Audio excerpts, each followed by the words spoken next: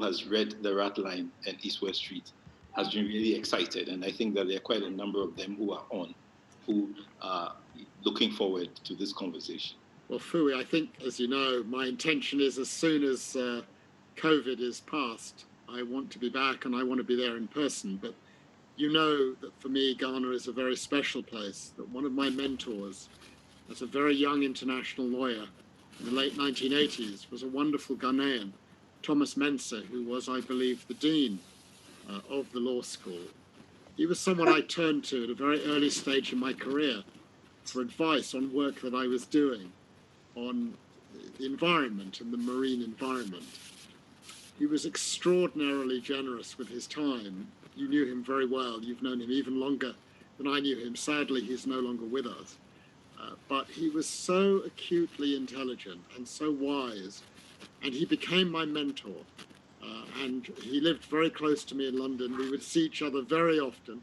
We even supported the same football team. I'm very pleased to say, incidentally, that Arsenal have a new member, a Ghanaian, Thomas Partey, has just joined, which Tom Mensah would have been absolutely thrilled about. But he's not with us, and so I dedicate my part of this session to the memory of Tom and to his wonderful family, which is my family. And I'm so pleased to be with you and for him to be with us in this way. Yeah, Philippe, I remember you wrote a great tribute to him when he died. And none of us can forget the words, the mischievous twinkle in his eyes, which actually reflected who he was. So, well, I mean, so it's special for us to be here with you. Yeah. Well, you remember him as a very independent spirit. I even had one case for Ghana, which you'll remember at the International Tribunal for the Law of the Sea, which concerned an Argentine vessel that was apprehended, shall we say, and was then the subject of international proceedings. And of course, Tom found against us. He found against his own country. And to me, that is a mark of the man, the absolute fearless independence and integrity. The best international lawyer I've ever known, the first president of the Tribunal for the Law of the Sea, a simply fantastic human being with a mischievous twinkle in his eye, always. Indeed, Philippe. Indeed, joining us for this conversation is a panel. I will begin with Aloysius Denkabi, who's in the English department at the University of Ghana. Hello. Hi, hello. And I will go next to Nike Bensiencho, who is a freelance editor, former student of the University of Ghana as well. Hello, greetings all. Next, Kina. Kina, shall I say, Kina is a bibliophile extraordinaire and a reviewer of books and an editor of manuscripts. Hi, Philippe, nice to have you here. Wonderful to be with you, Kina. Martin lectures in physics at the University of Ghana. He's a writer and co-director of the Writers Project of Ghana. Hello. It's a great pleasure to be joining in this conversation, and I'm very sure it will be a very enjoyable one.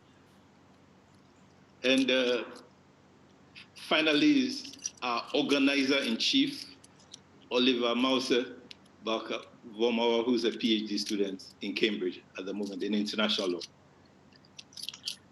To join the conversation as well. I look forward to an exciting discussion with Philippe. Philippe, from what I've read about your interviews, you have said that the RATLINE is the second in the trilogy, of which East West Street is the first. All of us on this panel in the last couple of months have engaged ourselves in discussions after we've read the books, and we've all been sort of so impressed as to be almost overwhelmed. And there's so much that we can say in the period that we have, but I thought that it might be a good idea for you to set us out by just telling us what you aimed to do in the project, and in particular in the RATLINE. Sure. Thank you so much, Fui. Well, I mean, you know me well, Fui. We've worked together on cases, and you know that I'm basically a lawyer. I'm a professor.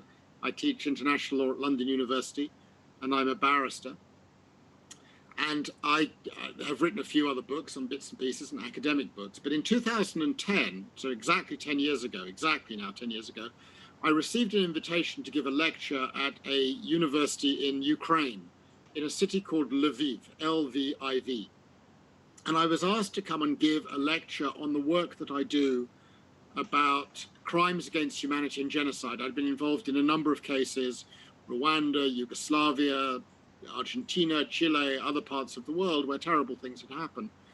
And would I come and give a lecture? I accepted to give the lecture, not because I had a burning desire to give yet another academic lecture, but because my grandfather came from that city.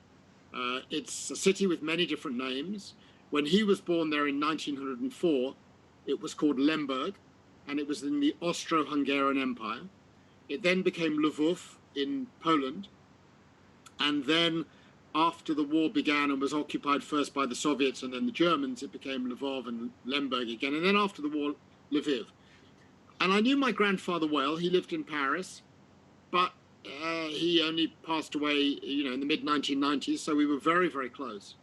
But I had never talked with him about what happened before the war. He had always declined to talk about that. My brother and I, growing up, knew that that was something that one didn't talk about. I knew he'd lost a lot of family. He was Jewish, but he really didn't want to talk about it. And so we never asked him about his mother and his sisters and all the family members. So I thought, okay, I'll go and give this lecture in Lviv, and I'll see if I can find the house where he was born. And that was really how this adventure began. I found the house, but I also discovered something extraordinary. It's an accident in a sense. I don't really take any credit for it because I wasn't looking for it.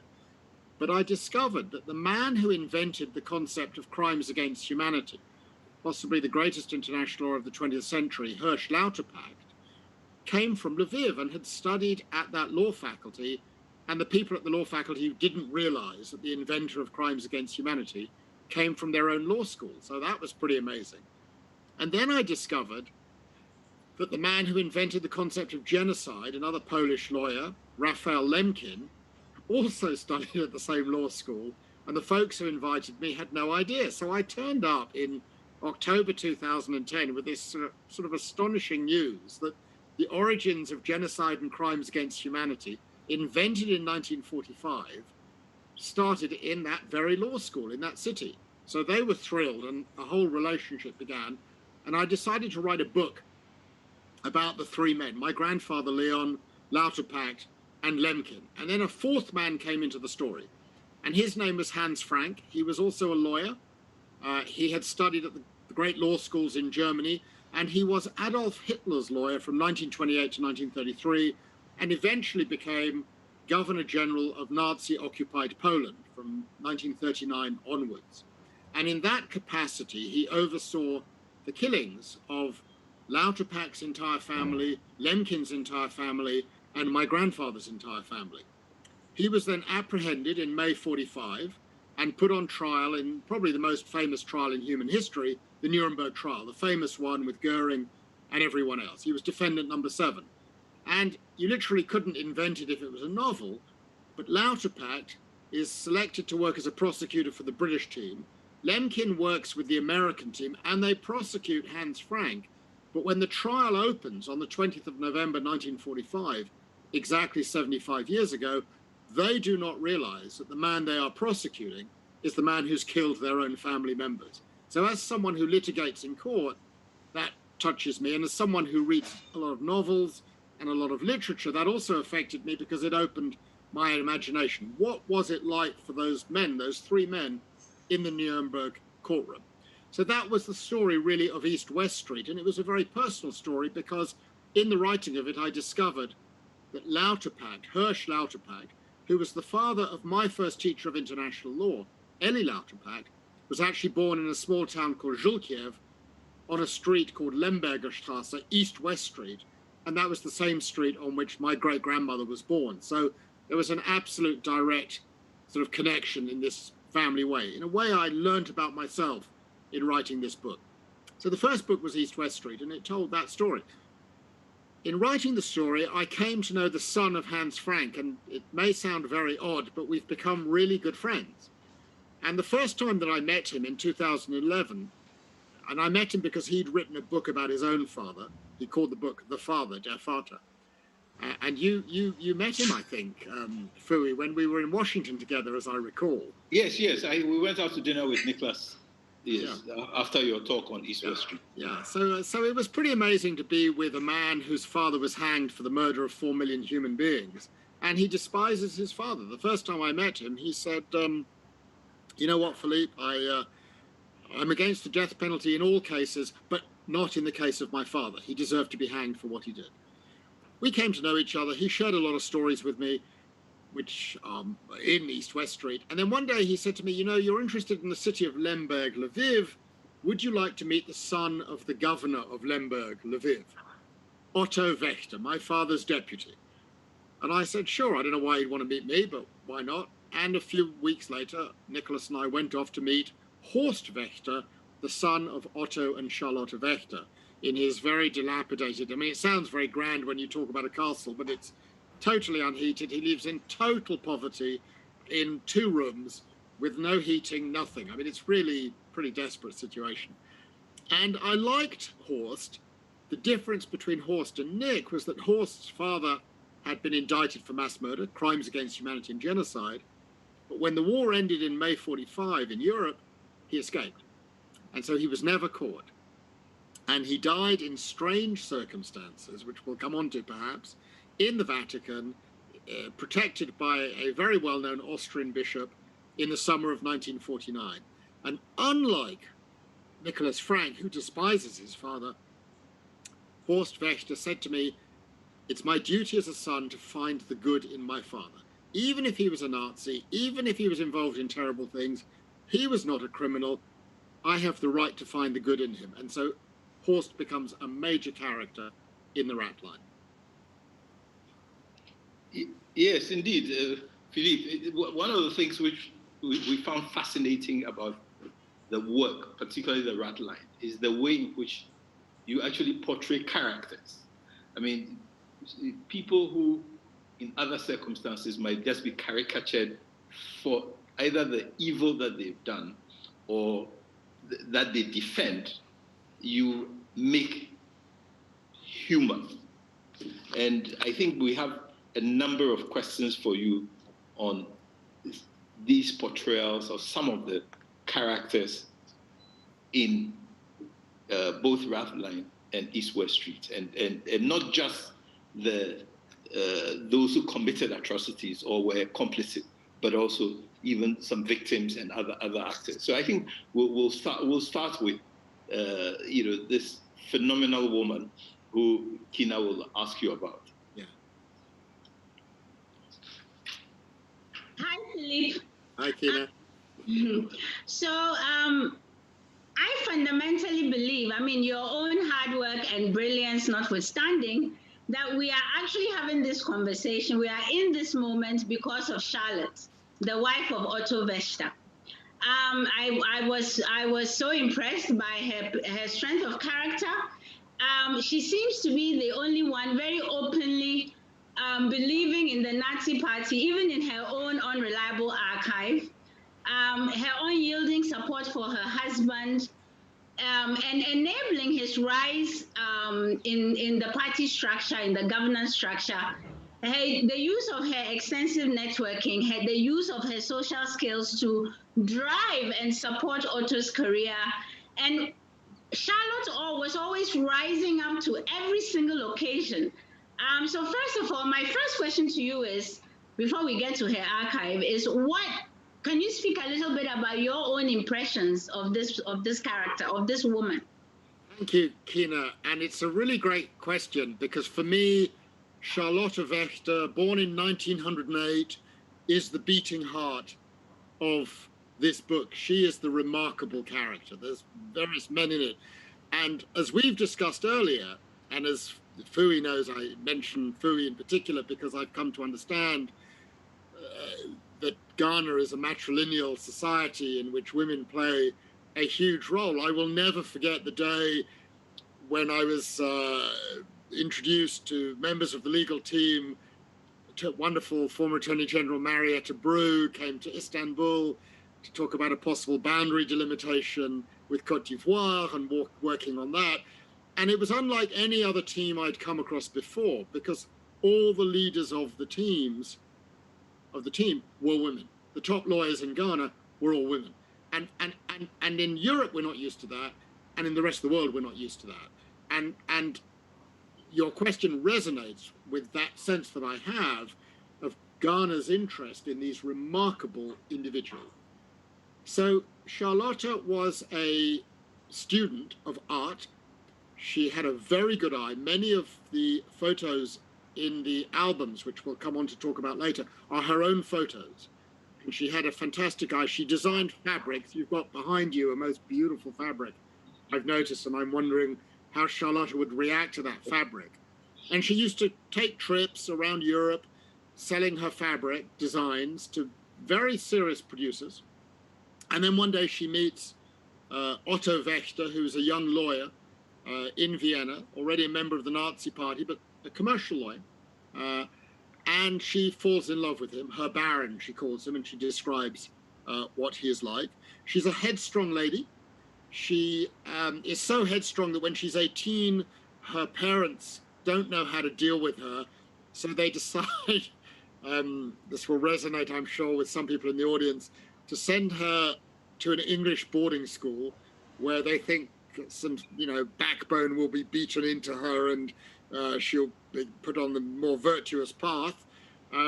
She falls in love with England, actually, and she decides she has a lifelong love for Britain. She joins a boarding school in Eastbourne. She becomes the favorite pupil of her headmistress, who happens to be the sister of the writer Arthur Conan Doyle, the inventor of Sherlock Holmes. She's not an intellectual, but she loves cultural matters. She loves music. She loves drawing. She loves painting. She is an incredible sportswoman, a champion skier, a champion mountain climber who climbs to, one mountain 3,500 meters high with no ropes, no nothing, just boots in her hands. And she loves her man, and she is going to look after her man. And it is pretty clear, as I tell in the story, that at crucial moments in his life, where he has decisions to take, for example, in 1938, the Germans have just occupied Austria. Hitler has come to Vienna. They stand with Hitler in a huge crowd on the streets. And after that, they have a conversation. And Otto says to Charlotta, "So, my darling, what should I do next? I have a choice. I could become a lawyer, carry on a distinguished career, or I could accept a job in government and enter the public service." And she's the one who says, enter public service. And she stands by him throughout all the joys and horrors that follow. And when it comes to an end, she is the one who saves his life. So you could see this as a remarkable love story. So I'm, at the same time, astonished by her and repulsed. It's this sort of love-hate relationship. She's plainly a remarkable human being. Yes, thank you. So Charlotte's archive, which forms the basis, the foundation for the RATLINE, includes authentic accounts of the Wächter's life, but it also, in assembling the archive, it's obvious that she omits Otto's treatment of the Jews and his role in the crimes he was indicted for. And she herself offers very little commentary about how she feels about the Jewish population, even though there's an incident when the Americans come into town, and she's the only one in Vienna admitting to being an Austrian. I love unreliable narrators, so she's completely unreliable. Can you talk a little bit about what you think Charlotte's motivation in keeping the archive is, and how you dealt with the unreliable nature of her archive when it comes to the Otto's dealings and Otto's, horrors? Yeah. Thank you, Kina. I mean, Charlotta is the heart of the book. And if there's a secondary heart, it's her archive.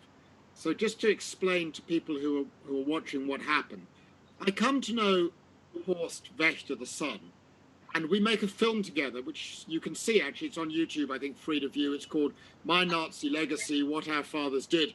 Horst, who has a good sense of humor, also says the subtitle is wrong. It should be What Our Fathers Did and Did Not Do. But at a certain point in filming, Nicholas Frank describes Horst as a new Nazi, which he's not. I don't think Horst is racist or anti-Semitic or Nazi or any of those things, but he has a certain love of his parents, which could be interpreted in a particular way. Horst takes offense to what Nicholas says and says to me, how can I prove that I'm not a Nazi? And which is an interesting question. I say to him, well, you know, you've got this incredible family archive. Your mother kept every letter she wrote to your father, every letter he wrote to her, their diaries, the photographs, the documents. Why don't you just give the material to a museum, and then scholars and researchers can look at the material? He said, terrific idea. He gave it to the museum in Washington. Actually, Fui, I think we all were there together in the United States Holocaust Memorial Museum. And it became publicly available, although not online. So you've got to go there and go into the archives. And at that point, Horst said to me, would you like a copy, Philippe? And I said, well, okay, why not? And 2 weeks later, a single USB stick with 10,000 pages arrived on, and it's astonishing. From 1929 to 1949, every letter, every diary, and you can trace their lives. And it's not just from 1929 to 1945 when he is in power, so to speak, but also when he disappears. So we've got this incredible trove of material of a Nazi on the run, hoping to get to South America via the RATLINE. All of their letters, all encoded at that period because they're worried that people are reading their letters and they'll give away the identity of the people who are helping them. And we can talk about that more in due course. But then after her husband dies in mysterious circumstances, and we'll come back to that also, in 1949, she spends the rest of her life, 36 years, trying to go back and speak to her husband's old comrades and colleagues and leave a record of how great her husband was. So, for example, she goes off and finds this real Nazi journalist called Melita Wiedemann and interviews her in the Four Seasons Hotel in Munich, in the cafe. And unbelievably, she records the conversation. And in the trove that Horst gave me are the recordings. So you can hear these two elderly Nazi ladies, you know, raising a glass, toasting to Adolf Hitler, talking about the good old days, and talking about what they got up to, the culture, the opera, but in 10,000 pages, with all the diaries, the letters, the recordings, the photographs, almost not a word about the acts of killing, not just of the Jews, but of the Poles. But whoever has filleted the archive, and she is an unreliable witness, absolutely, because she has a narrative, she's got an agenda. She didn't, or her son did not completely and properly fillet the archive. And I went through it with 3 graduate students at the university. Every single page we read, we translated, and you'd find nuggets of horror. So, for example, November 1939, he's in Krakow. He writes a letter home. My darling, it's wonderful. The Vienna Philharmonic has been, the ministers have been, everyone is celebrating my great work. A little bit of local trouble. The Governor General has been attacked. And tomorrow I have to have 50 Poles shot. So he's writing home and telling her the horrors he's getting up to. Later in 42, he's complaining because all the Jews have been deported. There's no help at home. There's no one to put powder on the tennis courts. And you get these little hints, which are important for a number of reasons. Firstly, you get a sense of what's been cut out. And secondly, you understand that she knew everything.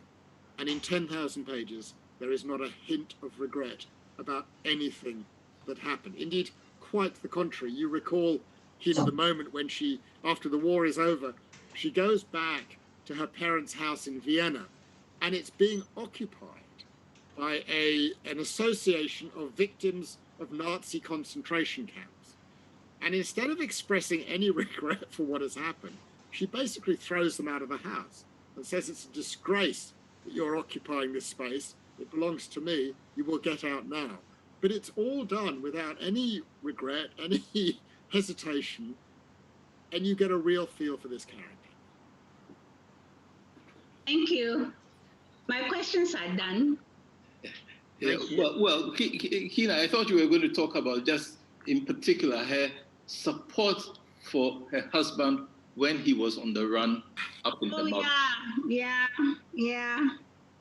So I don't, Philippe. I'm glad I wasn't aware she was an expert mountain climber, because that explains how she joins him on those rendezvous on those mountains. But what was also so impressive was that she matched him every single step of the way. And when he was ill in that those suspicious circumstances, there is the incident, a part where it's obvious everybody wants her to get to Rome, and she's like, toughen up. So in my sense, I think, we all don't want, I don't want Nazis, male or female, but it's obvious that she was the stronger character. Yes. She was the backbone of Otto. And I don't even take much stock into how upset and jealous she was with his philandering, because when he was on the run, she also understood that he was charming. He had to charm women to get his way. Can you speak about? Can you speak a bit about their relationship? A lot of inappropriate relationships on the side, shall we say, in Otto's life. He was an extremely good-looking man. He loved women. He had many relationships, and she would react in the following way. This gives you a sense of her. And you've understood that I saw my role as a writer. I never comment on the moralities, because I feel that my role is to lay out the material and let the reader form their own view about these characters. It's not for me to impose on the reader my interpretations. But to give an example, in 1934, Otto is the leader of a plot, a coup attempt to kill the Austrian Chancellor, Engelbert Dollfuss, and he is killed. And Otto flees, and he flees to Berlin, where he joins the SS, and he works with Himmler and Heydrich and Eichmann in Berlin. Charlotte joins him 2 years later, and in 36, and she discovers, they're already married by now, and they've got 2 children, and she discovers that he's having an affair with a young German lady called Traute. How does she get her back on him? When she becomes pregnant a year later and delivers a child who is a little girl, she decides to name the child Traute after his wife's mistress, and writes to him and says, that will teach you a lesson. And what you can understand from that and everything that follows is there is a power dynamic in this couple. And what I'm fascinated about is they have a relationship the last 20 years. For the first 15 years, in a sense, Otto appears to be in control, although she is the one who's holding the family together. That's absolutely clear. But the moment the war comes to an end, his power seeps away. He goes off and hides in the mountains for 3.5 years and then makes his way to Rome. And there is a total shift of power. She is now in control.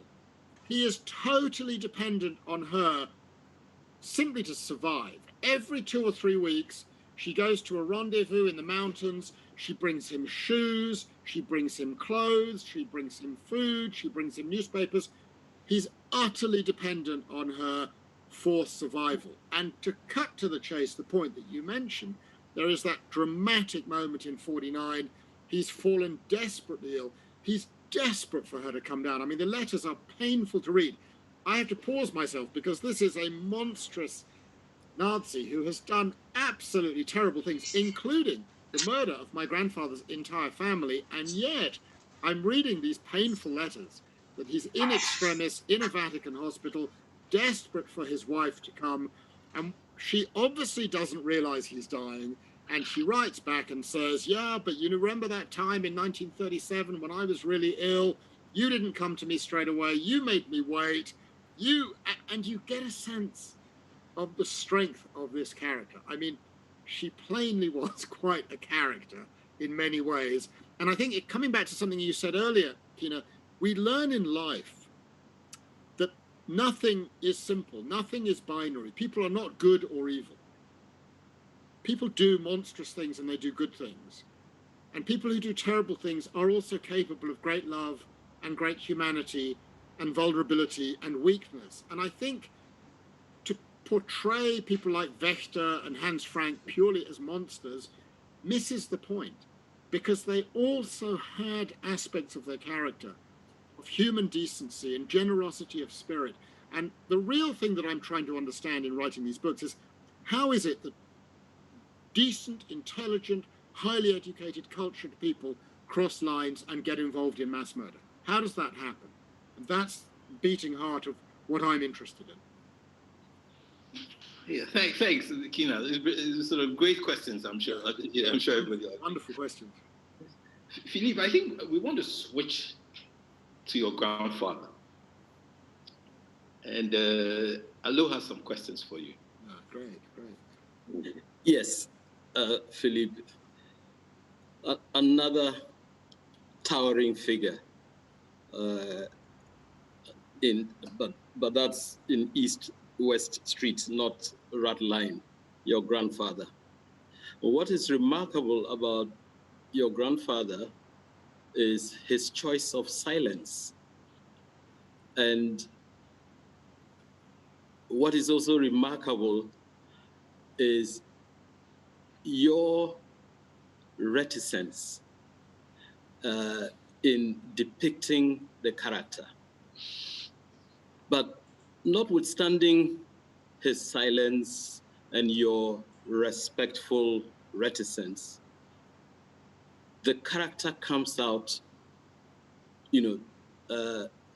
truly central to East-West Street, the narrative.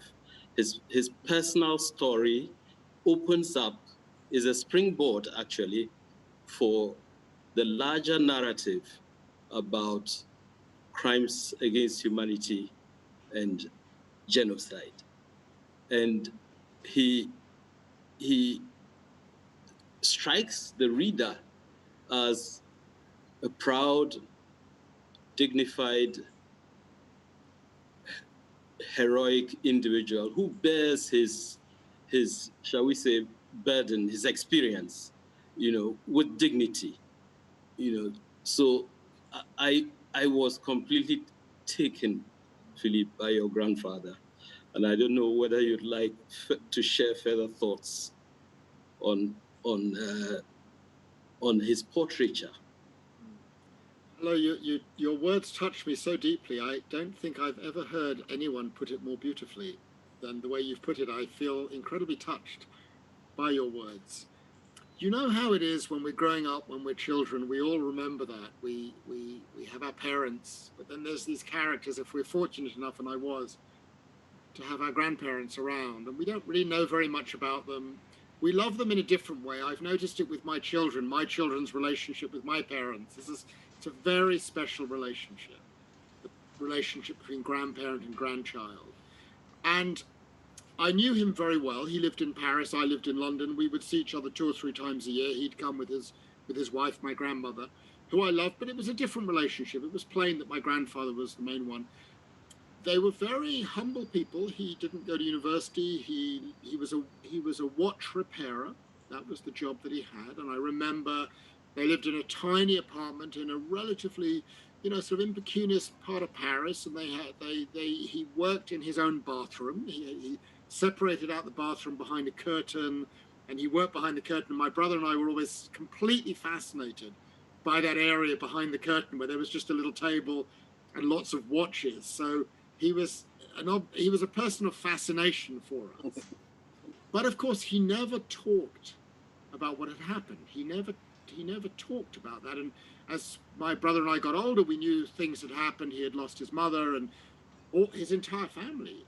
And he never would talk about it because I think he felt a sense, I've come to realize, a protective embrace of the future generations to not, if you like, hurt them with these very painful stories, but also something else, I think, the shame of survival.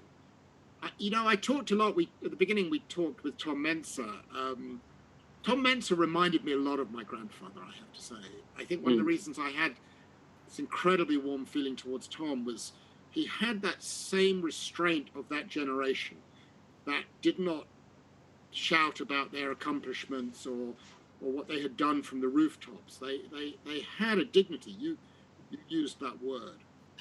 And what I really wanted to know in writing East West Street was who my grandfather was. He was a deeply religious man. He was not religious as a younger man. It was in his later life that he became a man of real faith. It was a very big part of his life. And he would sometimes say that it was a way of finding a connection with the past, because it was something that had been lost with people who had passed away or been murdered. That was a point of connection. But let me connect what I'm saying about my grandfather to the main theme of East West Street, which is these two legal concepts, which I had grown up with. They existed when I went to law school. I'd heard about them: genocide and crimes against humanity. Genocide was invented by Lemkin to describe the protection of groups. Crimes against humanity was invented by Lauterpacht to describe the protection of individuals. And in writing the book, I came to understand much better than I had before this tension, which I think all of us on this conversation have, of human identity. Who are we? How do we describe ourselves? How do we define ourselves? How do we want the law to protect us? Do we define ourselves principally as individual human beings, or are we members of a group or many groups defined by our nationality, our ethnicity, our color, our religion, the football club we support, whatever it is, any number of different group identities each one of us has? And the book and the writing of the book made me realize that one of the group identities we have is family and our sense of relationship with family. And that was always there for me. But writing East West Street, I was able to articulate it. And as you know, there is a moment right at the end of the book when I find myself at a mass grave, a place where 3,500 bodies rest to this day. And they include the bodies of the family of Hirsch Lauterpacht, the brother of Hirsch Lauterpacht, the uncle of Hirsch Lauterpacht and his family, and also my grandfather's family. And in that moment, where my intellectual instincts have always been in favor of Lauterpacht's idea, put the individual above the group, at that moment, in the presence of a mass grave of my grandfather's family, it is impossible for me to resist that instinct of kinship and connection with my grandfather, with his community. I can't resist it. It overwhelms my intellectual sense, and I have a deep and powerful emotion. But as you say, probably because I'm a barrister who appears in court, throughout the book, there is an utmost restraint in sharing that emotion. I don't wear my passions on my sleeve. I don't wear the emotion on my sleeve. And that is a mark, I think, that I picked up from my grandfather. But I'm immensely touched by your words. Moses, I'm going to send this recording to my mother because it will literally make her weep with happiness. Yeah. Her father.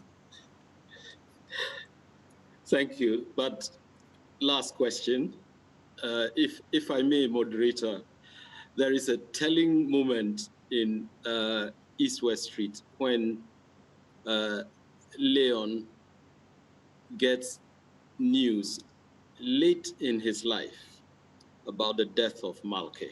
Yeah. His mother. And his mother, yes. And he takes the book that has the list of names who died with her, and he enters his room and his head weeping. That is the respectful restraint, which I think you've just alluded to. And it completed for me the portraiture of the man, his dignity, his strength, and I think it's a beautiful moment. Thank you for saying that. I mean, Malka, was born in the 1870s in this small town of Zhulkiev on the same street as Hirsch Lauterpacht. Lembergerstraße, East-West Street. So there's this direct connection, curiously, between my great-grandmother and the law professor who was my first teacher and my mentor at university. So that touches me very much. And she lived her life, and she had a number of children, some of whom died early, and some of whom lived, and some of whom died in dreadful circumstances, murdered. But I think also she always retained a dignity. And right at the end of her life, in 1942, she's deported from Vienna to a place called Theresienstadt and then Treblinka, where she is murdered in a gas chamber, the same gas chamber in which Raphael Lemkin's parents will be murdered a month later. And there is a moment when I was doing the research on that, and amazingly, you know, the Germans kept incredible records, unbelievable records. So you can find the hour she was at the train station, and you can find the train that she was put on, and then how long she spent in the first place, and then when she was transported to the second place. And what that does is that opens up the imagination. And I can imagine her standing on a rail platform in Vienna. She's allowed one bag, 25 kilos, going to she doesn't know where, but she can imagine. She's a smart lady. She knows what's coming. And that is the time when I give lectures on this that I come closest to weeping in public, because there's something about an elderly lady held in those circumstances. And I have to say, that image and the connection with the story you give is one that motivates me in my own work. You know, right now, one of the cases that I'm doing is the case for Mauritius, an African country, against the United Kingdom in relation to Britain's last colony in Africa, a place called the Chagos Archipelago. The British call it the British Indian Ocean Territory, but it's a colony, basically, is what it is. And it was detached unlawfully. And I've worked very closely with the community of 2,000 Chagosians who were evicted from Chagos between 68 and 73 in absolutely deplorable circumstances and sent to the four corners of the earth. And they want to go back, and we're going to get them to go back. That is a personal mission that I have. But amongst the Chagosians, there is one lady that I've come to know, Lisby Elise, an extraordinary lady in her late 60s, who was our star witness at the International Court of Justice. And I know that one of the reasons that I feel so attached to her story, because she told me once, when she was thrown out by the British in 73, she was allowed one suitcase, 20 pounds. And that was it. And that touches me. I understand, I can't know the pain she went through, but it resonates with me because it's the same experience. And I think that there is, in this way, an interplay between the personal relationship with my grandfather and the connection of his story, and the kinds of cases that I do now, and the kinds of connections with people like Tom Mensa. Tom and I talked a lot about colonialism. Tom and I talked a lot about his childhood in the Gold Coast, as it was called. And he, you know, Fui, you know what I'm talking about. He maintained that same dignity. He had strong views, and I know he had strong feelings, but he didn't wear them on his sleeve. And they motivated him, and they pushed him along. And, you know, we then find ourselves late in his career that Tom Mensa, child of colonial Britain, becomes appointed president of the International Arbitral Tribunal, resolving a dispute between Ireland and the United Kingdom. That's amazing. For me, that's an amazing thing. And it's all seamlessly connected to our own personal histories. But hello, I've so appreciated your comments and questions. Thank you. That will be my last question. But well, I don't know about that, Alo. We might invite you again. But you know, Philippe, you said something really interesting about the struggle that you have, you know, choosing between or reacting to the crime of genocide. I think Nike would like to ask you about that. The hierarchy of norms. But Nike, forgive me for trying to paraphrase you. You're right here, so just go ahead. No problem at all. I was just struck by what you yourself wrote as ambivalence of being in a limbo as regards crimes against humanity and genocide. And then that moment you describe about being, in front of the lake with the thousands of dead bodies in it, it's a wonderful passage. You said for a brief moment you understood about, being an individual in the wrong group. So you put them together in a certain way, a very interesting way. But you had written by then that there had evolved a hierarchy, with the genocide seen as the crime of all crimes. So, the simple question was, where have you got to in thinking about the subject, the relationship? Thank you, Nikkei. It's a really complex question, and it's a complex question around the world that posits the relationship between the individual and the group. And I'd never really thought about all of this when I had been doing cases in the early 2000s on genocide in Yugoslavia and in Rwanda. But I had become aware that when terrible things happen, when large numbers of human beings are killed, prosecutors had told me that victims wanted the crime to which they had been subjected to be characterized as genocide. In other words, war crimes and crimes against humanity wasn't enough. And I'd noticed also that if, a president of the United States, say, referred to what was going on in X or Y place as crimes against humanity or war crimes, no one paid much attention. But if the president referred to it as genocide, all of a sudden everyone perks up. And of course, that still goes on. We know right now, for example, the treatment of the Uyghur community in China is being characterized by some as a genocide. And in part, we know that it's being characterized as genocide because that garners attention. So I have a number of reflections on this. One is I just ask myself the simple question, why is the killing of large numbers of individuals less terrible than the killing of large numbers of human beings because they're a member of a group? Let me give you a practical example. In Britain, on the 27th of January each year, there is something called Holocaust Memorial Day, which commemorates or marks the murder of the Jews of Europe by the Nazis and by others. But very wisely and very correctly, in my view, they also commemorate other acts of mass killing. And so I asked the question once, I'm on the advisory council, which chooses which, horrors to mark. How do you choose which events and which acts of horror to commemorate? And I was told there was a formula based on the British Foreign Office ideas. Firstly, it has to be after 1945, well, because that's extremely convenient because it means you don't have to deal with Armenia, you don't have to deal with British colonial rule, we can put slavery on one side, we can, all of that just goes on one side. And secondly, an international court must have characterized the acts of killing or mistreatment as genocide. Okay, I get it, I said. Let me see if I've got it correctly.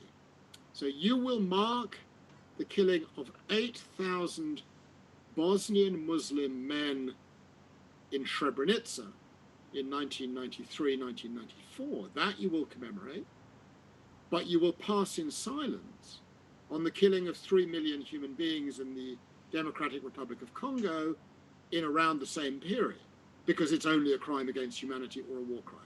Correct.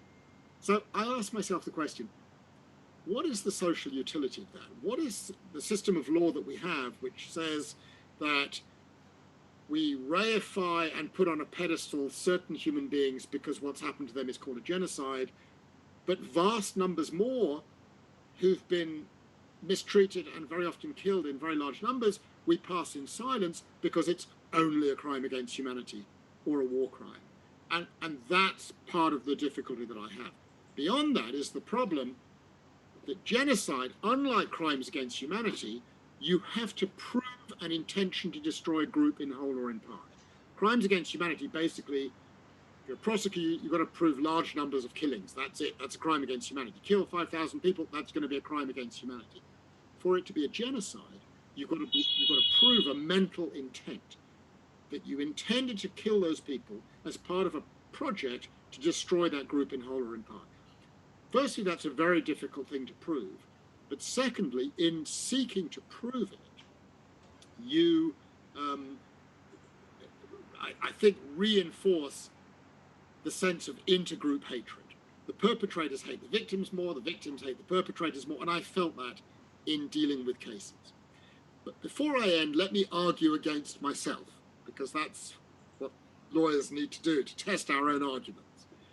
So I've become skeptical about genocide. And then, like 3 or 4 years ago, I was contacted by a remarkable psychologist, medical doctor and psychologist in Germany, who is Turkish and Yazidi and Kurdish, who organized a program to bring 1,100 young women who had been raped and abducted and raped and terribly abused by ISIS in northern Iraq and Syria, to bring them to Germany for post-trauma treatment, to help them on a psychological recovery. And I met a lot of these extraordinary young women. It's one of the most brutal sets of meetings I've ever had. And Jan Kizzelhan, for that is his name, said to me, you know, Philippe, I came to you because I needed someone who could prosecute this as a genocide case. And I said, why genocide, Jan? And he said, because crimes against humanity isn't enough. War crimes isn't enough. Why not, I said. Because, he said, the magic of Lemkin's word is that he invented a crime which recognizes the right of the group to exist as a group. And in the process of recovery, the fact that young Yazidi women can know that they have a right to exist not only as individual human beings, but as Yazidis, is incredibly important as part of the healing process in a psychological sense. In other words, the legitimation of your group identity is an important end in itself. And so the simple answer, Nikkei, is I just oscillate constantly. I can see the pros, I can see the cons, and genocide is with us forever, and crimes against humanity is with us forever, and the two exist in this tension that physicists and scientists will understand. You know, Niels Bohr, I know, had notions about waves and collisions of particles, and these levels of complexity you will understand far better than I do. But it's not a simple answer. I can't give you a simple answer. All I can do is tease out the issues. Well, if I can just jump on the last thing you said to ask a different question and see if you can give a simple answer. For all the restraint you showed in these 2 books, doing the research and talking to the people and so on, there's one clear time when you said you lost your temper with Horst, and I wanted to know what you said. Well, it was 2014. It was the summer, and I was with Nicholas, the son of Hans Frank, and Horst, the son of Otto Wächter. And we were in Lviv. We were going to visit the killing fields. And we were making a BBC film, which some of you may have seen, My Nazi Legacy. And Horst had for 4 years been telling me there is no proof about my father's complicity in any of the crimes.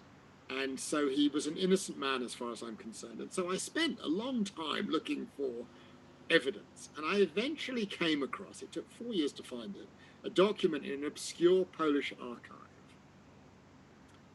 which was the indictment of Otto Wächter for mass murder, for crimes against humanity and genocide, for murdering more than 100,000 people. Actually, it's 500,000 people. And it detailed the crimes he had committed as governor of Krakow, rounding people up, putting them in camps, labeling them, sending them off to their death, and the same thing in Lemberg, District Galicia. And so finally, I find a document, okay, black and white, the words are there, all set out, witness statements, the lot. Horst looks at it. This is being filmed by my dear friend David Evans, who made Downton Abbey, in case any of you are partial to English television. And Horst looks at this document and he says, yeah. Well, it's obvious. He says, of course. I said, what do you mean, of course? He says, this is a Soviet document. This is a document which was intended to attack people like my father because they were anti-communist, they were anti-Soviet, and because they were Christians. And I just lost my rag with him. You know, I really did. It was not my finest moment in court. Fui knows we try to maintain a restraint and a decorum. You never attack anyone. And I just lost my rag, and it was on film. And it was my friend who was making the film, and he said, "Can I use that?" And I said, "Look, David, it's your film. You're the filmmaker. We've agreed. It's your call. You do whatever you want." And when it came out, my beloved mother-in-law just took offense to that, in a gentle way, took offense to that scene and describes it to this day as the elder abuse moment. The moment where a younger man in his 50s attacks this poor old lovely man, Horst, you know, in this horrible way. Actually, I mean, some of you would have seen the film. It's pretty restrained. I'm really not very mean to him at all, but I do get irritated. And it goes to the, 30 years of training as a member of the bar.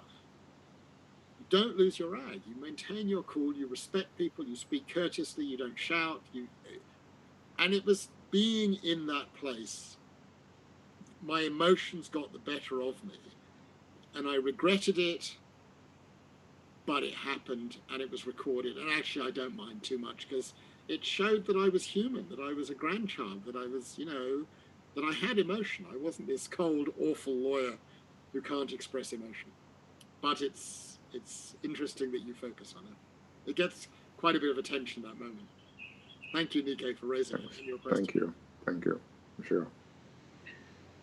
Mause, I'm sure you want to pick up a couple of points on what Philippe has said, whether in terms of the genocide, crimes against humanity, or the issues of identity.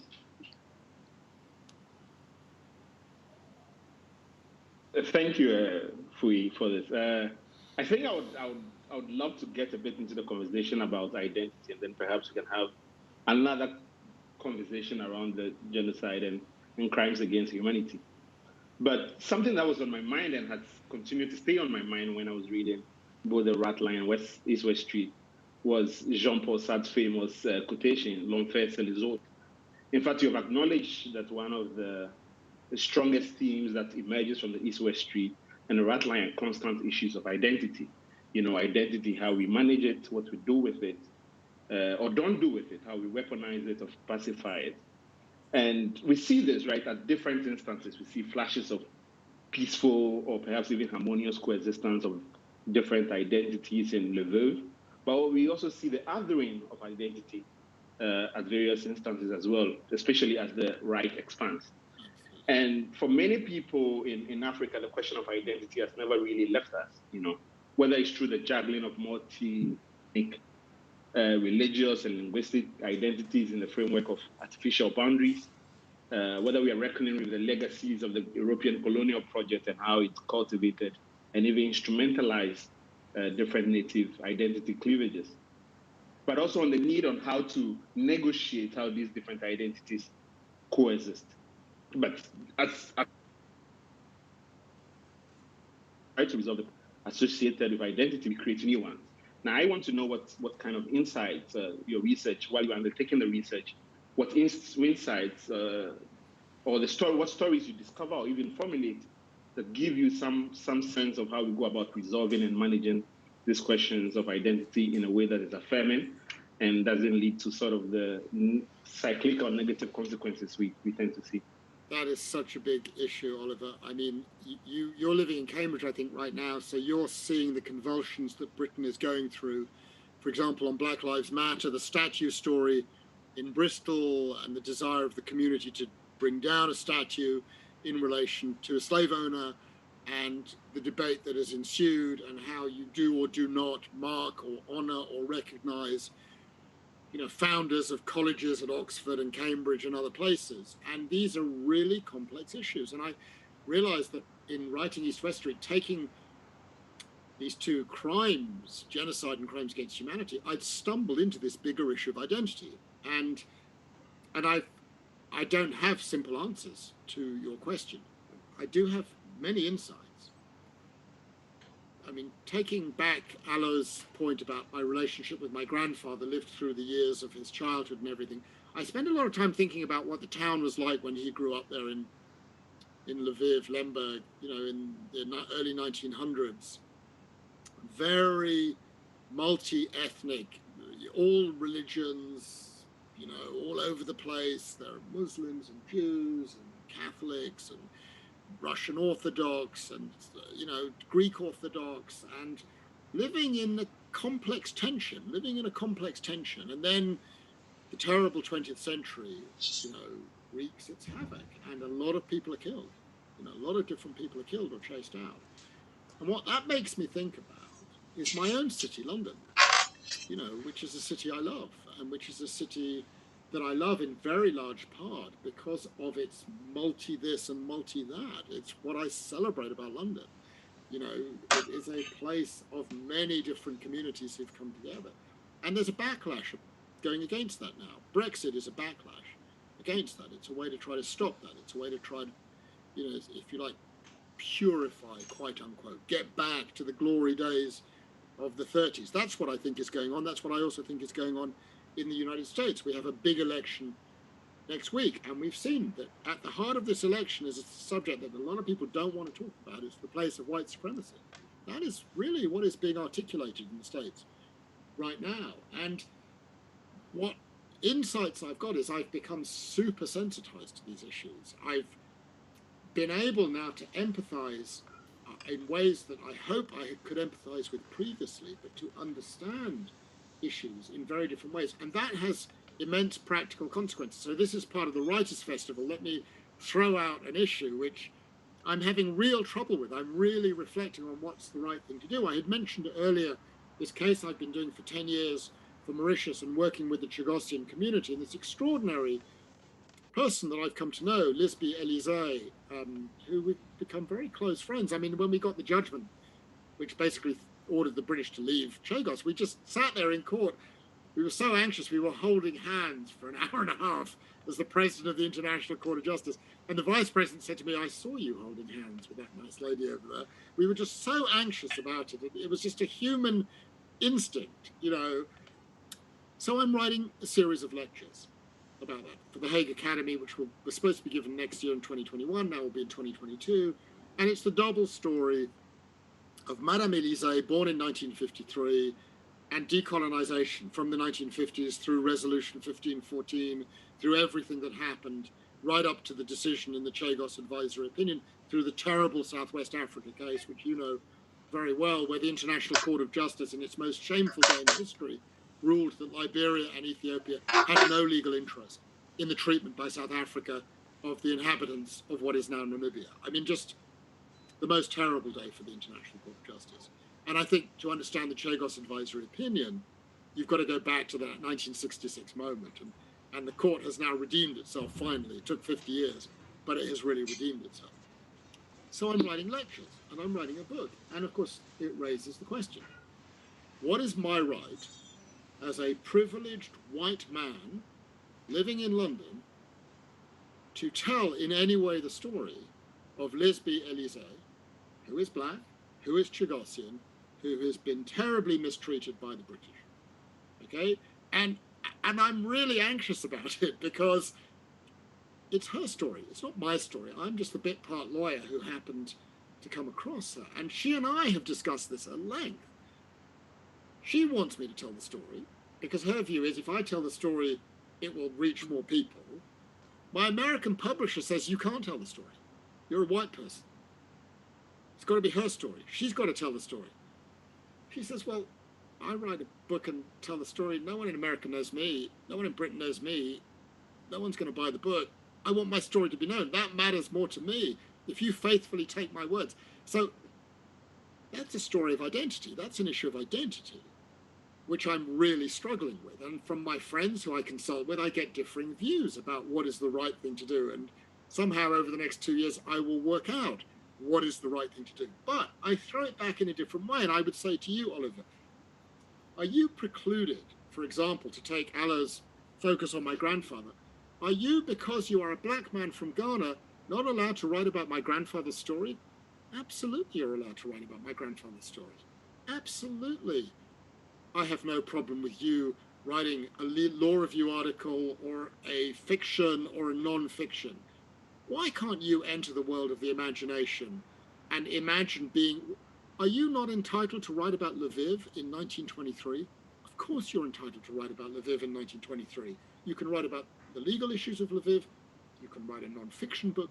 As far as I'm concerned, you can write a fiction book. Because none of us have ownership, even over our own stories. We have an interest in our own stories. And we're open to criticism if we take the stories of others and write about them in a way that that community doesn't like. And I'm entitled to say, if you write in a way that I don't like, I don't agree with how you wrote it, but I respect your right to have done what you did. So something has gone wrong, I think. Something has gone wrong. And it comes back to the genocide issue. It has come back to this reification of group identity. And I think the main insight that I have is that we need more empathy and we need more respect and we need more understanding. And immersing myself in East West Street and the RATLINE, including spending a lot of time with neo-Nazis and the children of major Nazi mass murderers, has made me a more empathetic and, I hope, kind and understanding person. But I'm really confused about this issue of identity, including how I wish to be identified. Curiously, I mentioned this to Fui, I'm very happy to be able to say that I'm now able in strict formal terms to refer to myself as an African, because in order to do my hearing last week at the International Tribunal for the Law of the Sea, in order to get into Germany and to avoid a 14-day quarantine due to coronavirus, the wonderful government of Mauritius furnished me with a diplomatic passport for Mauritius, for which I had to obtain the nationality of Mauritius, which I took with honor and as a privilege. So am I an African today? I don't know. I mean, this is really, I'm throwing that out there as a rhetorical question, but could I never be an African? Perhaps the answer is no. And I'd respect that completely. But in a sense, it's a construct, isn't it? It's a construct. All of this is a construct, how we define ourselves. But it's a brilliant question you've asked, and I agonize over it. Yeah, no, I mean, you've thrown up such interesting, sort of points and observations. I mean, matters on which we could actually engage in discussion, on and on. I was almost tempted to ask writers on this panel to sort of respond to some of the challenges that you talk about, or writing the Chagosian lady's story. But I'm going to resist that temptation, because I want us to get back to talking about the RATLINE in particular. In the last half an hour or so, I think we've talked more about East West Street. So I'd like us to get back to some elements of the RATLINE. I think one of the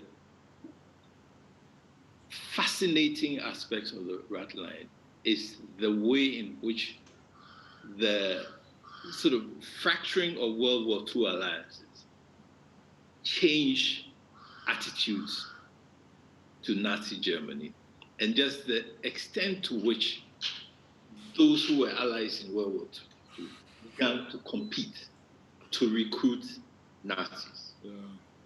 And I mean, you sort of, one of the things that I'm really curious about, I'm amused about, is the way in which you got enlightened by your friend John Le Carre. But I'm sure you'll tell us, sort of about that. I mean, but I think Alo has some questions about Thomas, the lucid story. So, I think that it illustrates in a very...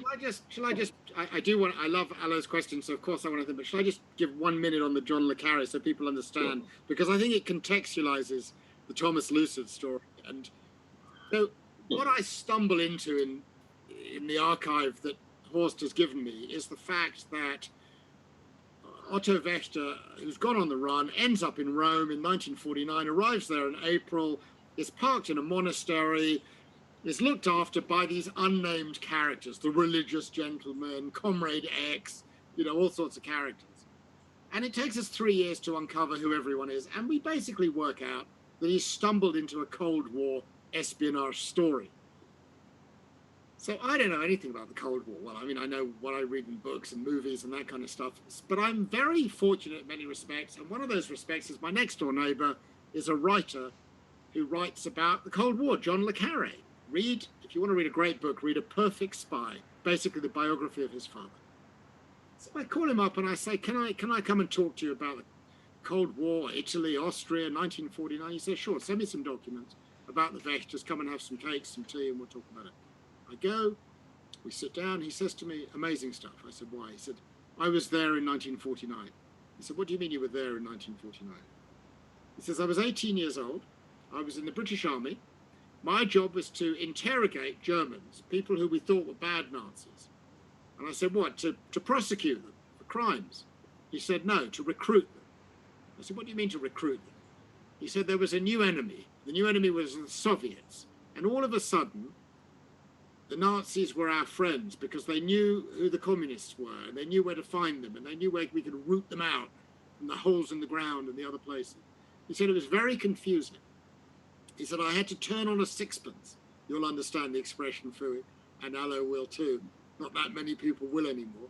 But he said it was very confusing. I'd spent my whole life, I was 18 years old, being told the Nazis were the worst of the worst, and now they are our friends. The short answer is, welcome to the wonderful world of Britain and the United States. Welcome to the world of duplicity and the world of double standards and the world of ever-changing alliances. And welcome to the world of espionage. It was a real mind blower, I have to say. Yeah, hello, I think you can pick up on from there. I think you have to unmute. Yes. So the Lucid family story, I think it's Philippe who can tell it best. My skills do not match the telling. It's a fantastic, a remarkable little story at the heart of the book.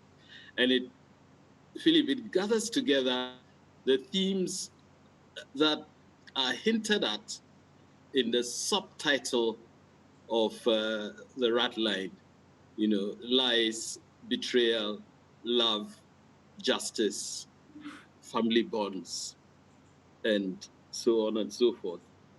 But what is also gripping about that story is what you ended up on, the shifting international alliances and allegiances, all caught up in that story. And the connecting points, I think that is your phrase in the book. The connecting points,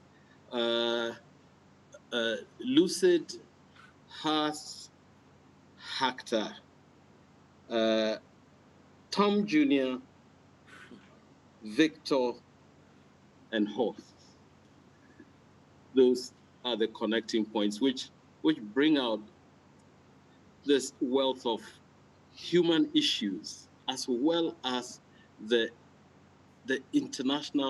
realignment of the international space. I wonder if you'd like to share some more thoughts on that with us. How long have you got, Allo? I could go on for this for hours because it's literally unbelievable. Let me just cut to the chase. We've mentioned John le Carré. He's a soldier there. Basically, he's operating under the Americans and an entity called the Counterintelligence Corps, which is part of the United States Army, who are supposed to be Nazi hunters, but instead they have become Nazi recruiters. And that's part of the story le Carré gets involved in. The head of the CIC outfit that's hunting and recruiting in Rome, he has a great name. Literally, you couldn't invent it. He's called Thomas Lucid. And he's basically an American spy who goes on to be a spy in Vietnam, actually, a very famous American spy in Vietnam. And his job is to basically recruit Nazis. So he, I could never have invented this. He sets up a spy network, a group of 8 agents, 9 agents, a chief agent and 8 sub-agents to basically hunt for communists in Italy. His chief source is a Nazi mass murderer called Karl Haas, okay, who will, 40 years later, be convicted of crimes against humanity by an Italian court and be sentenced to a lifetime imprisonment for the largest mass murder that has ever taken place on Italian soil in Rome, in the Ardeatine caves. Lucid hires Haas. Haas then hires 8 sub-agents. You couldn't invent this. 3 of them are members of the Italian Fascist Party, including the Secretary General of the Italian Fascist Party, who's being held in an American prison and is also a spy for the Americans, being paid $50 a month. 3 senior Nazis, and perhaps even more remarkably, 2 senior Vatican officials, including the bishop who has been helping Otto Wächter get to Argentina. Alois Hudal is an American spy, paid $50 a month. And his other Vatican colleague, again, this surprised me, Pope Pius XII's chief press spokesperson is an American spy, paid $50 a month by the Americans. So these people are all in on the Otto Wächter story. And it turns out the day he arrives in Rome, thinking he is going to be hunted by the Americans, they know exactly where he is. They're keeping tabs on him. And they're going to probably try to recruit him. So that's the big picture. Within that framework, let's just say that Thomas Lucid had a liaison, despite being a happily married man with his wife back in America, with his Italian secretary, and produced a child, a daughter, called Enrica.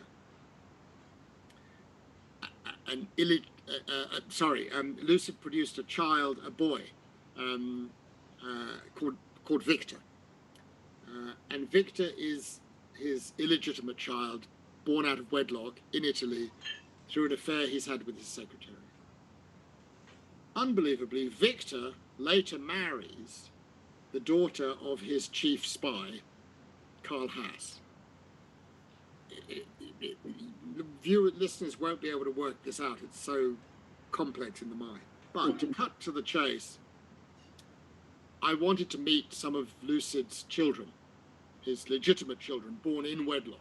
So I fly to Albuquerque, New Mexico, armed with the information that the 6 Lucid children, 3 sons and 3 daughters, unbeknownst to them, have a half sibling in Europe that they, I assume, know nothing about. And the moral issue that arises when I find myself in the company of the delightful Tom Lucid Jr. and his lovely brother Barney is, what right do I have to share with these lovely people the fact that their beloved father has left behind an additional sibling in Europe? And I won't spoil it for the readers. I think the simple point, Alo, is, as we all know in life, long ago acts leave a legacy which can suddenly come out of the woodwork. I suspect that each one of you on this panel that we are on know exactly what I'm talking about, in the sense that every family has its stories that remain in the shadows and that somehow unexpectedly emerge in a later time, and that is human life and human existence, and it will continue forever. But it produces extraordinarily acute stories of human interest. And I think that's what's made both East West Street and the RATLINE read a bigger audience, because at the heart of it are real ordinary folk who get involved in the real ordinary things that human beings get involved in, some marvelous and some not so marvelous. Thanks, Philippe. I'd like us to get to the audience shortly, but before we do that, in a sense, I'm going to ask one more question or make an observation around East-West Street. That is the memorable Miss Elsie Tilney.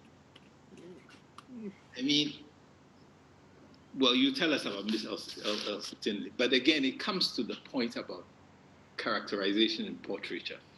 I was really quite, I suppose, amused by the way in which an old missionary belonging to a society described her to you, pretty with a mellow, sweet voice.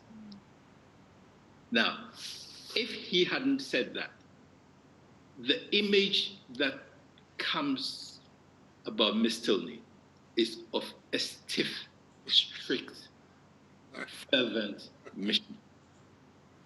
Yeah. But I mean, it was really quite fascinating the way in which you probed into that, and clearly her importance for your story. So I'm sure I exist because of Miss Tilney. It's as simple as that. So the mystery in East-West Street was how my mother got from Vienna in July 1938 to Paris by herself, aged 1. Okay, how does a 1-year-old child escape the Nazis and end up saved by a series of Catholic families in Paris? So my mother said she didn't know. She had no idea. She gave me my grandfather's papers, and in the papers I put a picture of it, a tiny little slip of paper. It just said Miss E.M. Tilney, Manuka, Bluebell Road, Norwich, Angleterre. And I say to my mum, who's this person? My mum says she doesn't know. I mean, I probed my mother a bit more, and eventually she says, well, maybe it's the person who carried me from Vienna to Paris. And you never wanted to know. You never stayed in touch with her, no.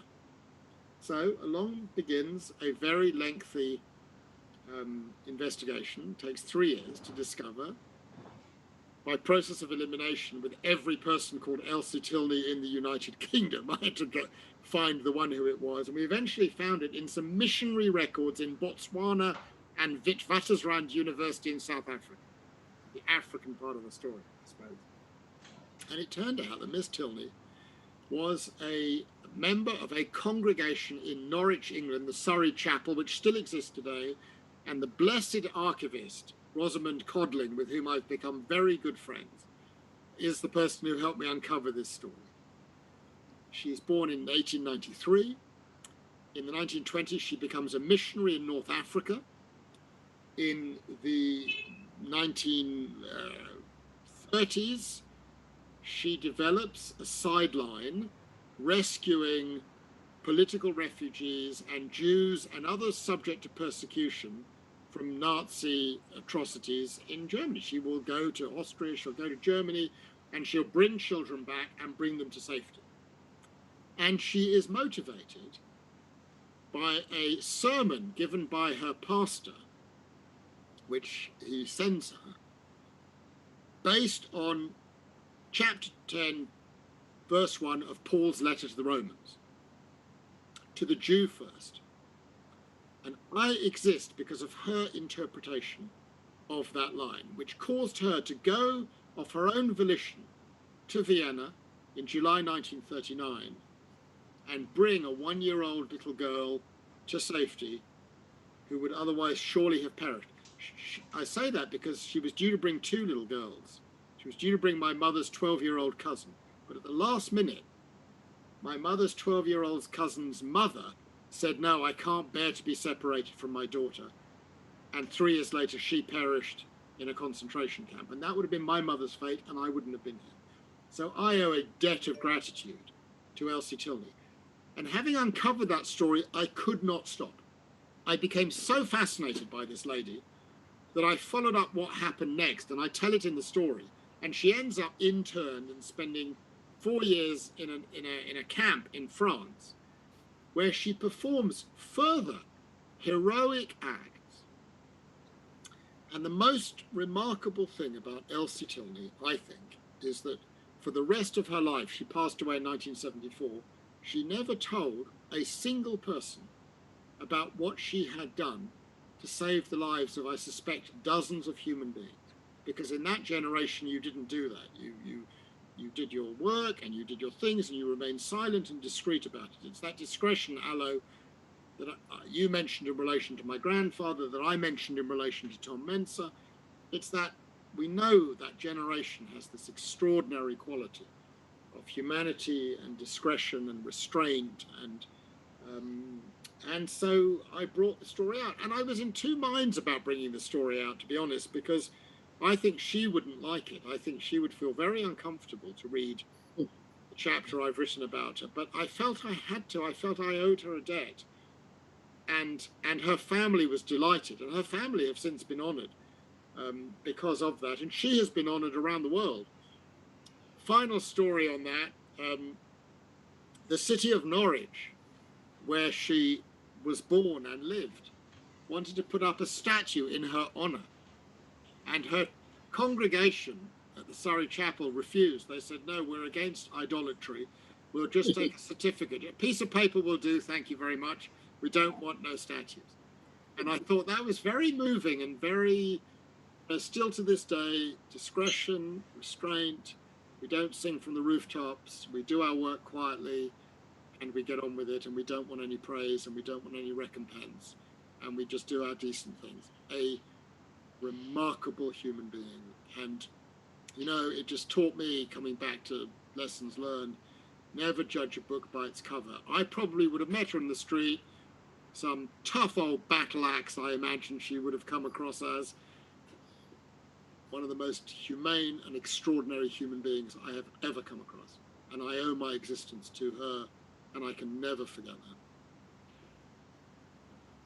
I think we'll just have one last observation, picking up on Ms. Tilney by Martin, and then we'll open it up to the audience. Thank you very much. And I also found the story of Miss Tilney extraordinary.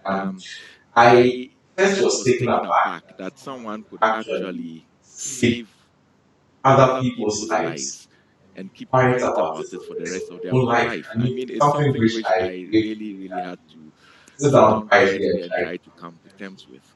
But But having having said said that, that, I I also also was was struck by the idea idea of of religion and how how much of much of a role a religious religious beliefs beliefs must have played in the kind of kind of action. actions that she took.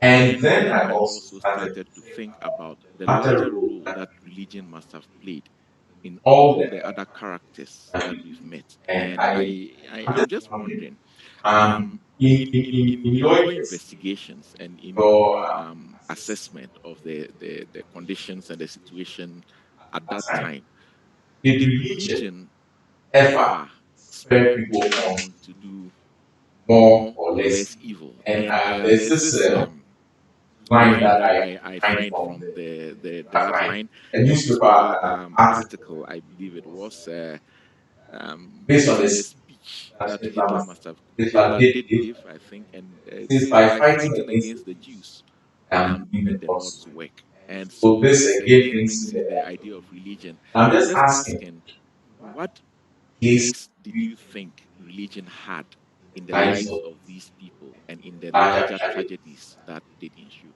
that. Yeah, that's a really wonderful question that I've also thought a lot about, Martin, because one of the things that I mean, it's an expression of the last. You never judge a book by the cover. Don't ever characterize a human being because of the label they carry, that they are yellow, white, black, British, Ghanaian, American, Congolese, whatever it is. Life is just not like this. It comes back to this point that ultimately we have to look at the qualities of the individual human being. And one of the things that I've learned in this is that you just can't, brush or tar just an entire community because they happen to be a member of a particular group, including a religious group. We know in that period that there were some who used their own religious identity to justify their own actions. I've been asked many times, where did the anti-Semitism come from that motivated people like Otto and Charlotte? You know, these were highly intelligent, well-off people. They didn't lack for anything. Where did the hatred come from? Where did it come from? And it's a very complex question. I think in some respects, in relation to Otto, it came from his father's nationalism, his nationalistic German identity, and a hatred of the other.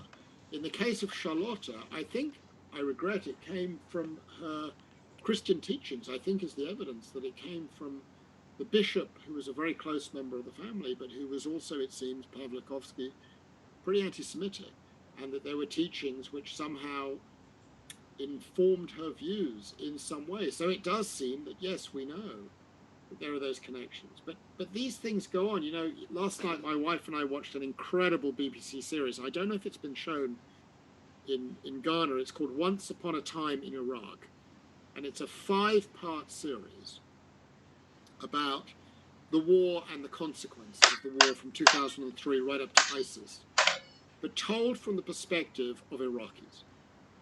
And in episode 5, when ISIS arrives in parts of northern Iraq, the most terrible things happen around Mosul. And in particular, a military camp with thousands of young cadets is caught by ISIS. And because the people in that camp are mostly Shia Muslims, every single one of them will die. I mean, you're talking about thousands of people who are massacred in the most terrible way, simply because they are Shia Muslims by Sunni Muslims. And as some of them fled and escaped,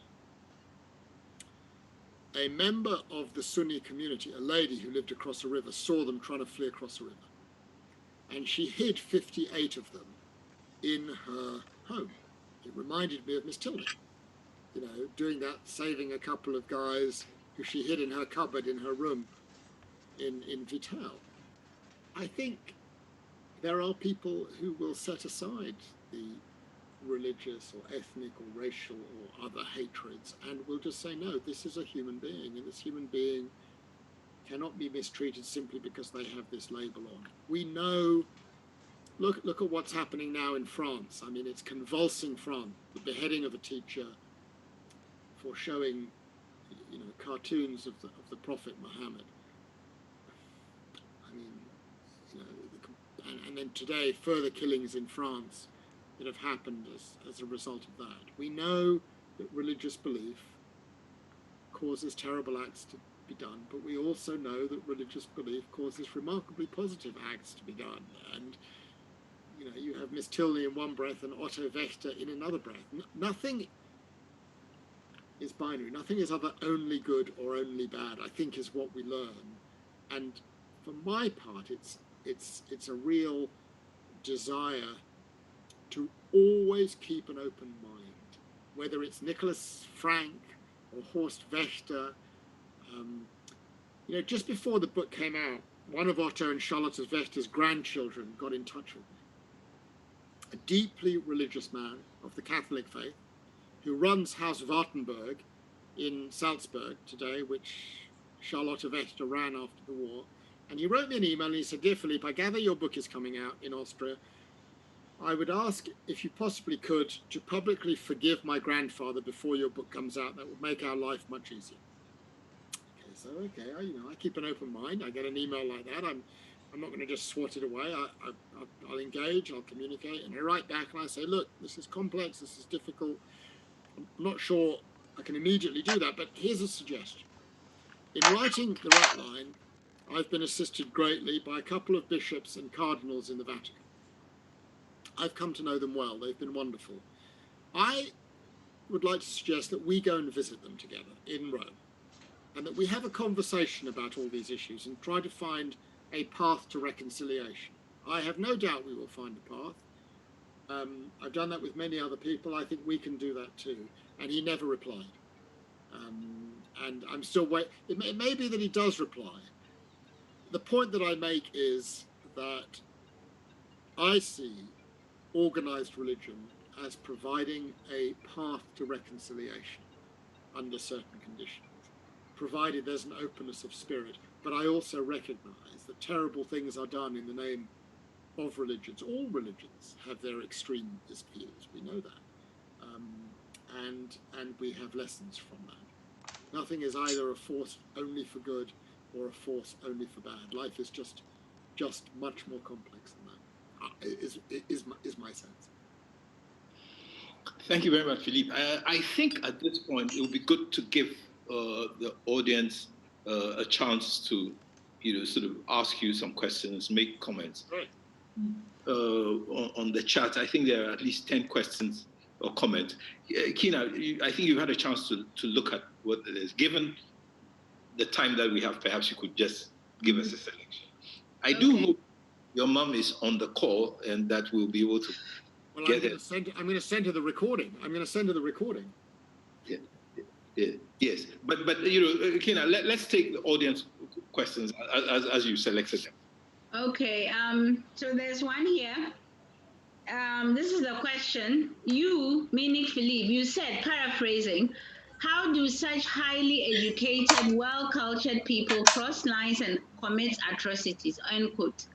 My question is there an assumption there about the nature of education, so-called high culture and the arts, that essentializes them as inuring to moral goodness? Yes. Is this an idealist view of education and culture? As a teacher of the law yourself, is there a sense in which we can affect culture such that it makes morally and legally good people? In other words, can sound education help mitigate the potential for othering that leads to oppression? I'm just looking at the question too by Agana Nisiri Agana, for which I'm really, what a great question. Let me just be very clear.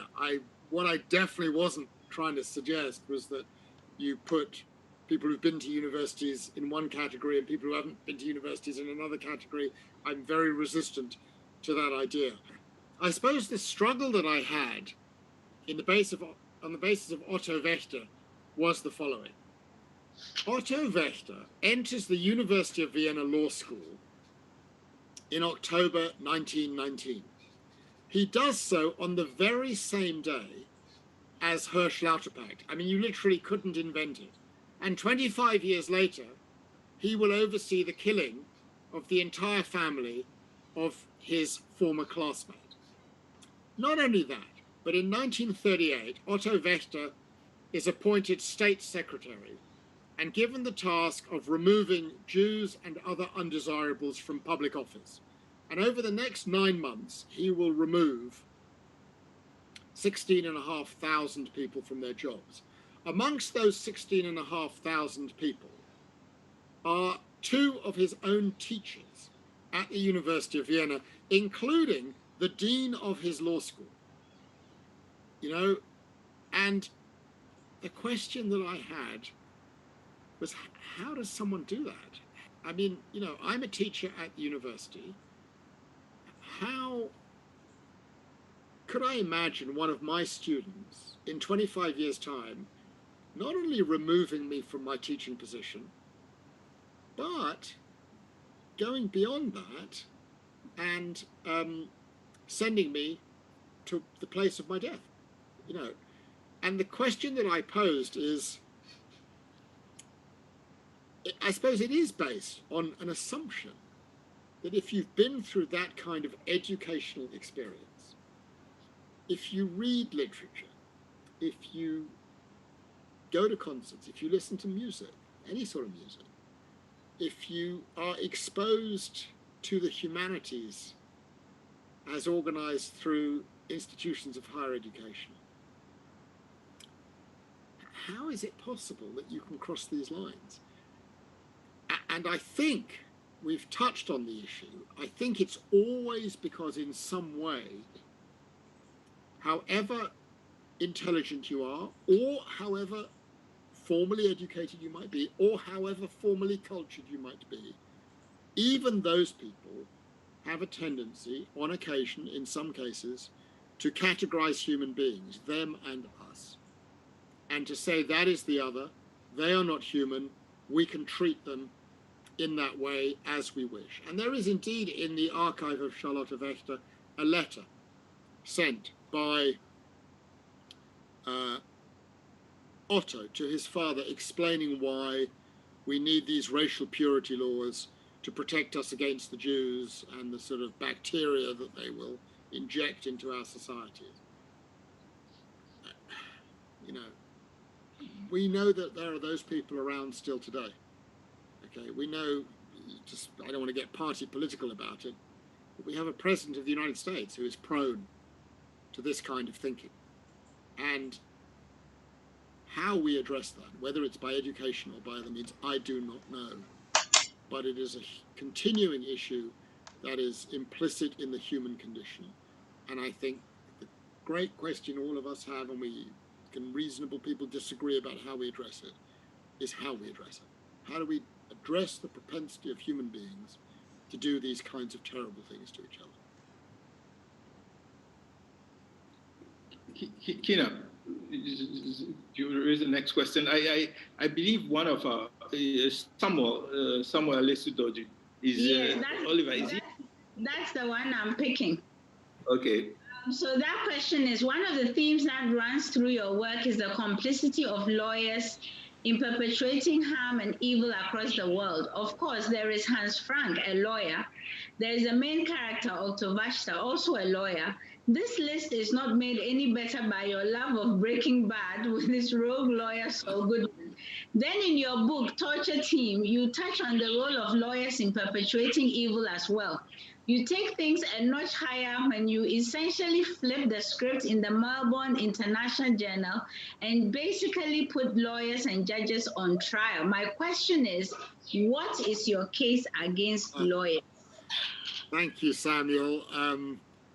I love Saul Goodman, and I won't hear a word against him. He is the famous lawyer in Breaking Bad, possibly the worst lawyer ever to emerge in human literature, but a pretty amazing character who I think has in the end a fundamental decency. Let me come to, this is a really interesting question also. Why do I write so much on the lawyers? If you focus on my writings, not just East, West Street and the RATLINE, but go back to earlier books, Lawless World, which was about the war in Iraq, and how it was that the British Attorney General, Peter Goldsmith, gave legal advice allowing Britain to join in the, what I thought was illegal war in Iraq. And then in Torture Team, I wrote about the Bush administration lawyers who authorized waterboarding and other techniques of interrogation. And I suppose my focus on the lawyers is this. What is the social function of the lawyer? The lawyer doesn't only have a role in relation to her or his client or her or his own bank account. Lawyers, I think of in some way as guardians of the idea of a rule of law, of principle, of a system of justice. And each of us as lawyers knows that we have reached, on occasion, a crossroads where a client might say to you, cross this line, make this argument, write this document. No system of rules can make us do the right thing. It comes from within. It's sometimes referred to as that sort of moral compass of knowing that there is a line you do not cross. You must not cross. You shall not cross. And that's my interest in lawyers. And it's my interest in judges also. And that sense of independence, of integrity, of fearless commitment to principle. And in all of the books that I've written, there is at the heart a lawyer who crosses a line. And I suppose I'm just interested in why lawyers cross those lines. You know, a friend of mine in Argentina told me that during the dark years when Argentina had a military dictatorship and people were being killed on a large scale, the rules in Argentina required every government regulation always to be signed off by the lawyers who had proved it. And during that period, the regulations appeared without the names of the lawyers. But the lawyers were involved, you know, and I think this wonderful question by Samuel goes to me to a central theme, and it's what I'm interested in literature, fiction and non-fiction, the social function of the lawyer, the limits of human independence and how we do or do not do the right thing. And that's the theme that interests me. And I suppose I write so much about lawyers because I know about lawyers, because I see in some of the work that I do, whether it's sitting as an arbitrator or acting as a barrister, I see terrible things happening in which lawyers do terrible things, in which there are instances of corruption or the risk of corruption and other things. And if we can have a decent functioning legal community and decent functioning independent judges, that is at least the beginnings to a decent society, I believe. The next question is also from a lawyer, Prebaka, and this is her question. Hi, Philippe. I'm currently reading East West Street and can't wait to get into the RATLINE. Over the last few years, there have been a number of great books, All the Light You Cannot See, The Narrow Road to the Deep North, Half of the Yellow Sun, that speak to war, mainly the Second World War, and the reverberations through the world order and our lives thereafter. I am interested in the effects on our lives of monstrous events that happened before we are born, unseen by us, but affecting the fabric of our existence.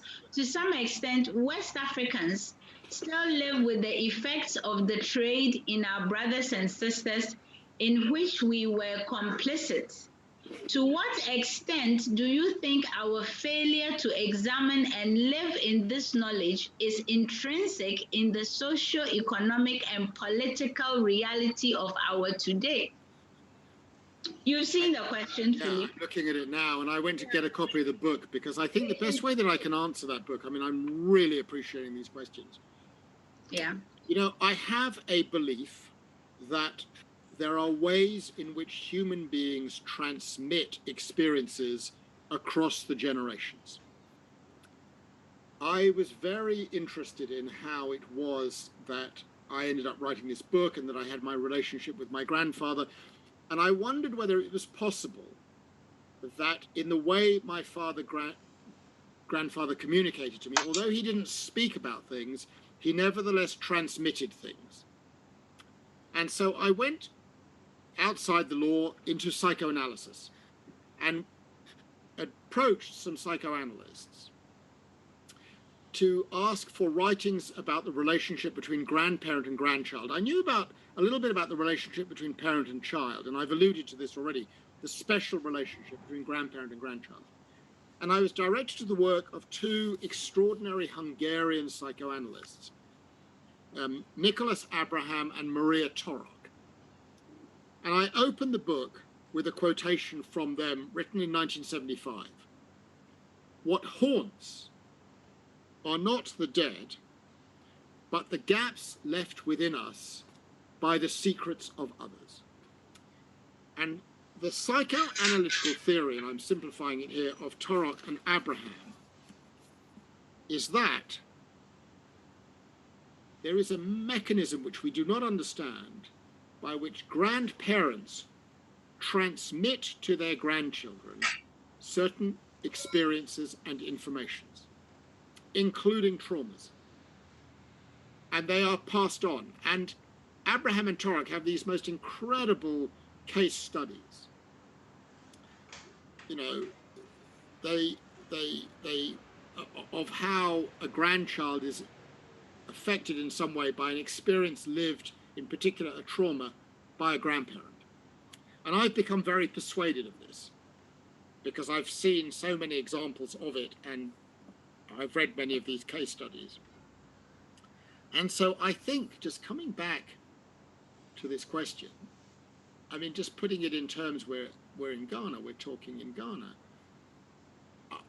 I would put it in these terms, that experiences that you, Preba, and others, or the experiences of your forebears, your grandparents, your grandmothers, for example, in the colonial period, or going back even further, I believe are transmitted through subsequent generations and are picked up and inform behavior and propensity and other things. I don't think we fully understand how it happens. There is, in parallel to the psychoanalytical work going on right now, studies in the field known as epigenetics, which is the scientific work related to whether, when a human being experiences a deeply traumatic experience, does their DNA change? And there is now some evidence, it's contested, but there is some evidence that your DNA changes when you go through a trauma, and you then transmit it on to future generations, which means that in the case of my family, what happened to my grandfather's generation and his family would be transmitted to me. It means that experience of colonialism would be transmitted. It means that experience of slavery would be transmitted in some form through succeeding generations, and vice versa in other places. But I think we don't fully understand it. And I'm very careful in not saying, yes, it's this, or no, it's not that. But I think there's something there. Putting it another way, how could it be that in 1984, when I was 23 years old, Elie Lauterpacht wrote me a letter. I was living in America. I was a visiting scholar at Harvard Law School. And I received a letter from Elie Lauterpacht out of the blue. I'd been one of his many pupils. We hardly knew each other. And he writes, saying to me, I'm setting up a new research center for international law at Cambridge University. Would you like to apply for a research fellowship there? Okay, and I applied and I got the position and I worked with him for the next 33 years. 30 plus years later, I share with Elie the fact that his father and my great-grandmother lived on the same street in a small town in Zhulkiev near Lviv. How do you explain that? So my wife says it's a total coincidence. I say no. I think there are ways we communicate and ways we share information. I don't know how it works, but I think we pass things on and we communicate things, and we don't understand the interplay between the human mind and the human body, and how generations are informed by things that happen. But my instinct is that there is something there. Thanks, Philippe. We don't have a lot of time left. Kina, thanks. Unfortunately, I think we need to be wrapping up. So apologies to all those whose questions have not been answered. But what I wanted us to do, Philippe, before we end, is, as I think it was Allo who first formulated it, where does the RATLINE go? Wow. Otto Wächter was a bit part player in East-West Street and the main player in the RATLINE. There is a bit part player in the RATLINE. You remember when he arrives in Rome, he meets the religious gentleman, turns out to be the Austrian bishop, and the religious gentleman parks him in a monastery, the Vigna Pia monastery, provides him food, sustenance, lodging, and he occupies a monk's cell that has recently been vacated by an old comrade. That's how he puts it in his letters back to Charlotte. That old comrade is called Walter Rauff. And Walter Rauff fled. He was also an SS officer. He fled Italy and he makes his way to Syria. And eventually he makes his way to South America, first to Ecuador and then to Chile. Walter Rauff's claim to fame, amongst other things, is that in the 1940s, he's the inventor of the mobile gas chamber, the man who sort of creates the little lorries in which they would gas 20 or 30 Jews or other people, but it proved to be a very inefficient way of disposing of